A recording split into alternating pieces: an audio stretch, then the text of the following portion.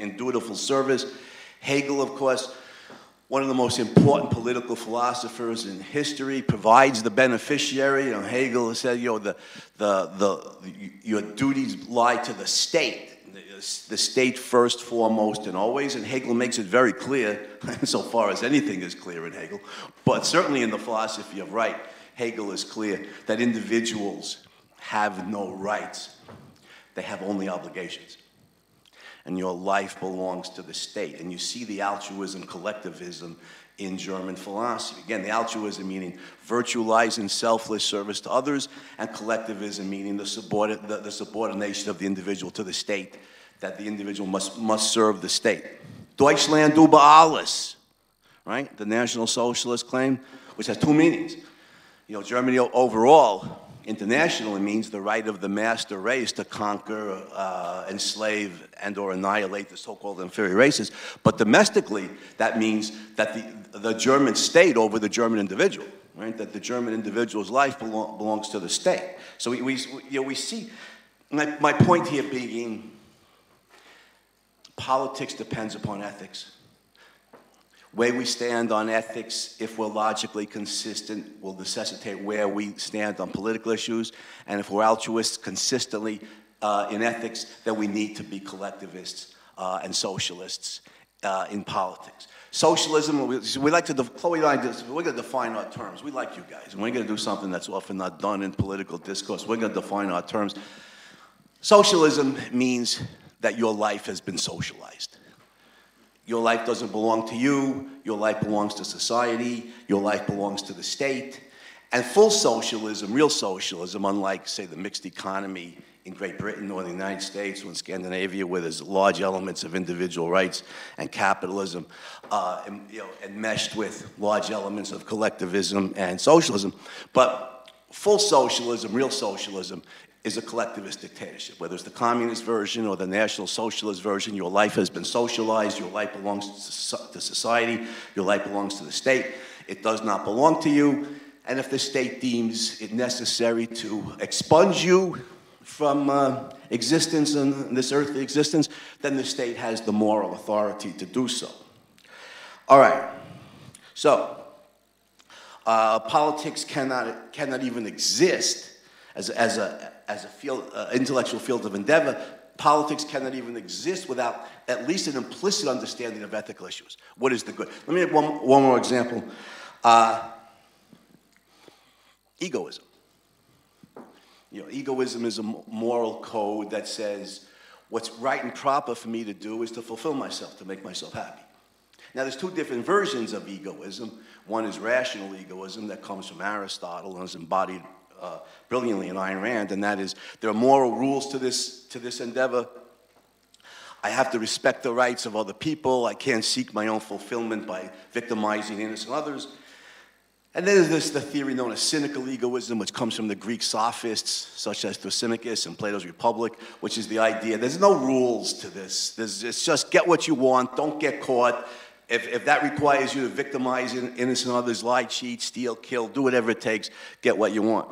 Now I'm going to endorse, as Ayn Rand does, rational egoism, that there's moral rules here, one of which is individual rights. The individual has the right to his or her own life, his or her own mind, you know, and so on. And we have to respect those rights in the pursuit of our own happiness, just as they have to respect ours. If somebody's consistently a rational egoist in ethics, then that necessarily leads logically to individualism in politics. Individualism means the inalienable right of an individual to his or her own life, to his or her own mind, and to the pursuit of his or her own happiness. And the reason is, if what's morally right in ethics is for me to seek my own fulfillment, eudaimonia, as Aristotle put it, or flourishing life, then I must be free to do so. I must have the inalienable political, legal right to pursue my own fulfillment. And we need a government with a series of objective laws to protect me from other people. And we need a written constitution with a Bill of Rights to protect me from the government. But again, if what's morally right is for me to pursue my own fulfillment, then what follows from that is individual rights. I must be legally, politically free to do so. And we set up a government to protect that right. Now, somebody who may not be as beloved in England as in the United States, one of my heroes, George Washington, put it very nicely. He said, quote, "Government, like fire, is a dangerous servant."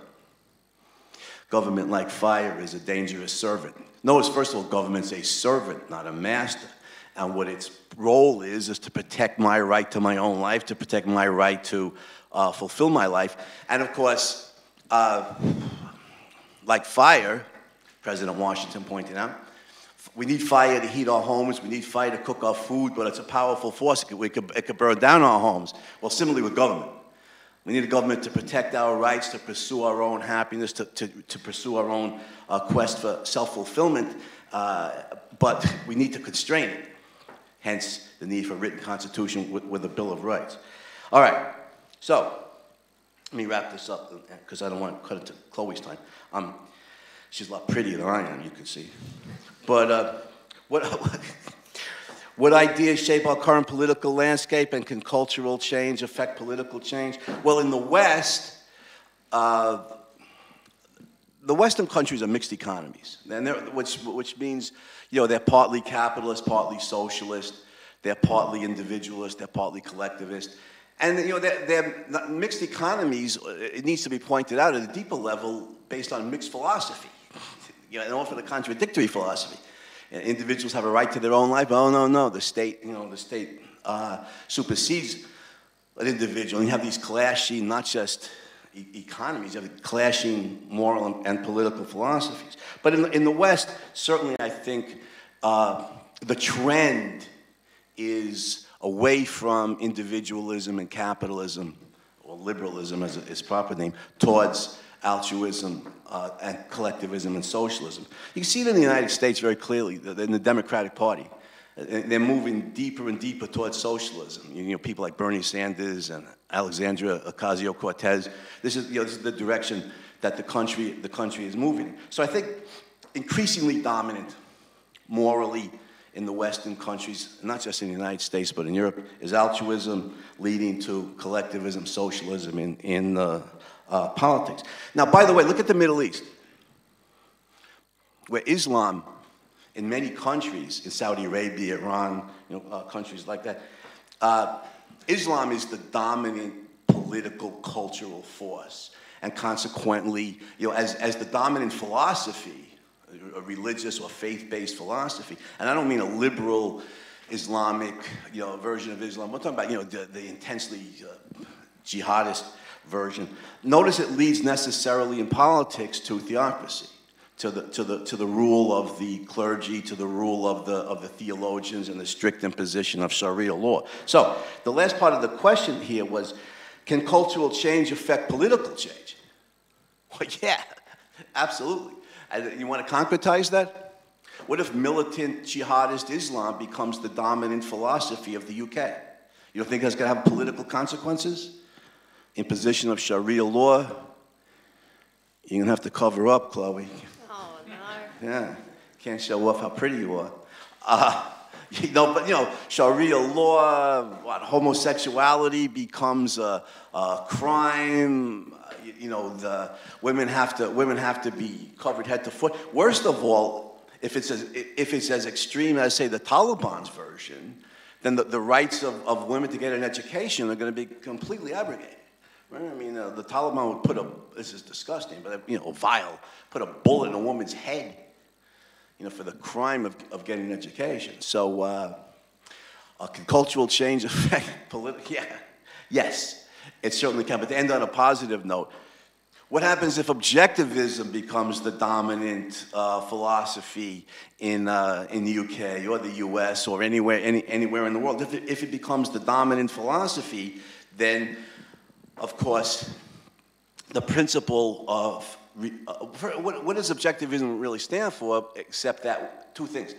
The rational mind is the means by which we progress in this world in every possible way, and advances in any field imaginable. In literature, like Ayn Rand herself did, in music, in the arts, in painting, in technology, in science. I mean, Elon Musk is a good example, who's a very mixed case, but you know, in some cases as an entrepreneur, I love Elon Musk. You know, SpaceX, we're going to Mars, right? We're going to be an interplanetary species in the next 30 years, Elon Musk says. And, you know, and I believe